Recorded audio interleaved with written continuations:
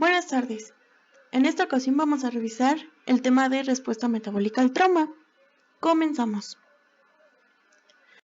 Vamos a definir el trauma como toda aquella lesión física que va a ser provocada por un agente externo sobre el organismo y va a causar alteraciones en su funcionamiento normal. A la respuesta metabólica al trauma la vamos a conocer como todos aquellos cambios metabólicos que se van a presentar de manera secundaria a casi todos los tipos de lesión. Esto, por supuesto, va a englobar a todas las heridas o traumas físicos, las quemaduras, los procesos sépticos y también los pacientes que se someten a un proceso quirúrgico. Esta respuesta va a tener tres características importantes. La primera de ellas es que es universal, ya que no va a poseer distinción ante los estímulos que la desencadenan. Va a ser estructural porque va a mantener una relación constante entre todos sus elementos y proporcional porque lo va a hacer respecto a la intensidad del agente agresor. Esto quiere decir que entre más intenso sea el daño, más intensa va a ser la respuesta generada. Para tener este proceso de manera más simple, primero vamos a tener lo que es la lesión. Esta va a desencadenar diversos estímulos que se conocen como nociceptivos, los cuales pueden ser una situación de isquemia tisular o alguna alteración en su perfusión, alteraciones hemodinámicas como la hipotensión o la hipovolemia y el dolor. Estos van a ser captados por receptores y van a ser enviados a través de señales aferentes al sistema nervioso central. Aquí los impulsos se van a integrar unos con otros y van a generar en conjunto diversos estímulos eferentes que se van a encargar de estimular a su vez o inhibir un gran número de efectores. Estos van a tener la tarea de hacer diversos reajustes fisiológicos en el cuerpo, con el objetivo de conservar energía principalmente en órganos vitales, modular la respuesta inmunitaria y retrasar el anabolismo. Todo esto para llegar a un estado de equilibrio o recuperar lo que es la homeostasis. La respuesta metabólica al trauma va a tener tres fases, las cuales se van a dar de manera sistémica e inicial. La primera de ellas es la fase hipodinámica o de decadencia. Esta va a ser una consecuencia inmediata de la lesión, por lo que se va a presentar en los primeros minutos y horas posteriores a esta. Se va a caracterizar por una pérdida de fluidos corporales y lo más importante es que va a haber una gran declinación de la vitalidad. También va a disminuir la tasa metabólica y va a haber una inestabilidad cardiovascular importante porque va a haber una caída del gasto cardíaco. Esto nos va a generar diversas condiciones, como la hipoperfusión de los tejidos, la disminución del transporte y consumo de oxígeno, va a descender la temperatura corporal y también se va a incrementar la actividad simpática, ya que los paroreceptores van a detectar la pérdida de la resistencia vascular, con lo cual van a aumentar la síntesis de las catecolaminas para llegar a un estado de vasoconstricción. Algunos biomarcadores que nos van a ayudar a identificar esta etapa serían el aumento de la glucosa sanguínea, que va a estar dada por la resistencia periférica a la insulina, la elevación del lactato sérico, que va a indicar la presencia de metabolismo anaerobio en condiciones de hipoxia, y la liberación de ácidos grasos.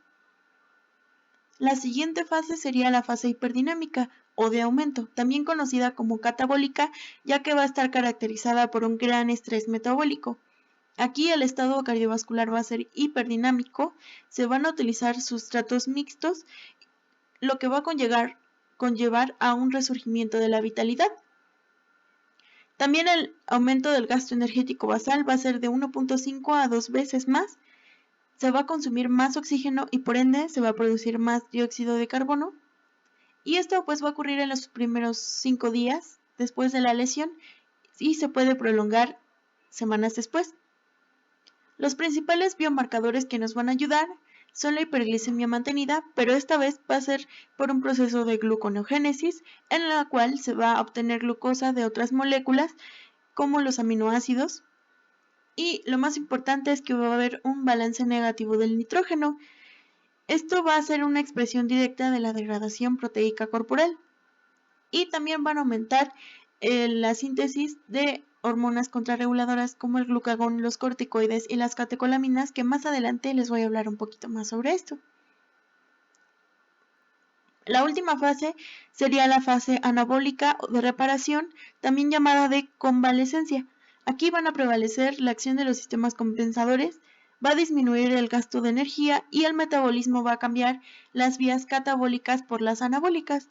El proceso característico de esta fase es la restauración tisular, con la cual va a haber cicatrización de heridas, crecimiento capilar, remodelación hística y, por supuesto, recuperación funcional del tejido afectado.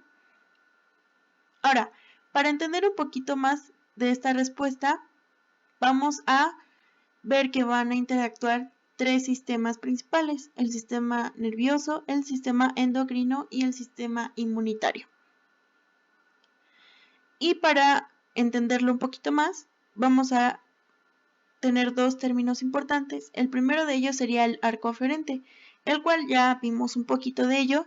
Estos se van a conocer como los reflejos neuroendocrinos inducidos por el sitio de la lesión, que van a responder a estímulos como el dolor, la hipovolemia, el miedo, la ansiedad, la hipoxia y los cambios de temperatura. Todos estos ya vimos que van a ser captados por receptores y enviados al sistema nervioso central. El segundo término sería el arco eferente, el cual va a corresponder a la respuesta neuroendocrina e inmunitaria, que va a funcionar como mediadora entre los efectos primarios de la lesión y las posteriores alteraciones metabólicas a esta. Entonces vamos a hablar un poquito más de lo que es la respuesta neuroendocrina y la inmunitaria. Después de que, en el caso de la neuroendocrina, las señales llegan al sistema nervioso central, este se va a encargar de activar al sistema simpático y posteriormente se va a activar el eje simpático suprarrenal, o conocido también como eje adrenérgico, con el cual se van a aumentar la síntesis de catecolaminas, y estas van a tener una tarea muy importante, como es la disminución de la hipovolemia y la hipoxia, principalmente lo que es el cerebro y el corazón, para mantener todas las funciones vitales.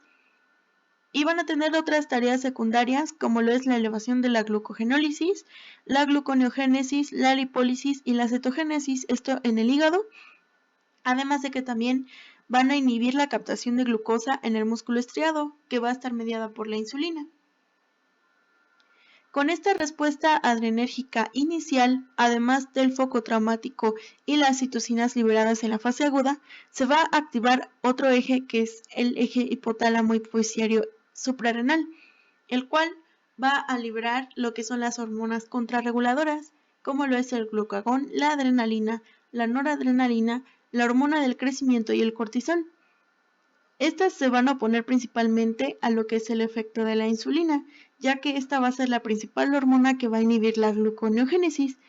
Entonces, vamos a tener que las hormonas contrarreguladoras van a responder a situaciones de hipoglicemia y van a actuar de manera conjunta para incrementar lo que es la producción de glucosa en el hígado.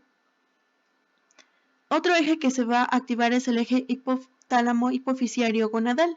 Este va a tener una acción inmediata y secundaria, pero de igual manera importante, ya que va a tener una función reguladora de la respuesta inmune.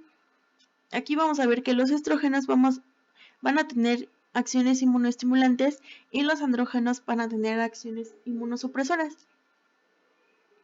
Otra hormona que va a estar implicada va a ser la hormona antidiurética, la cual va a tener una función osmorreguladora con la reabsorción de agua, además de otras funciones secundarias como la vasoconstricción periférica, la estimulación de la glucogenólisis y la gluconeogénesis.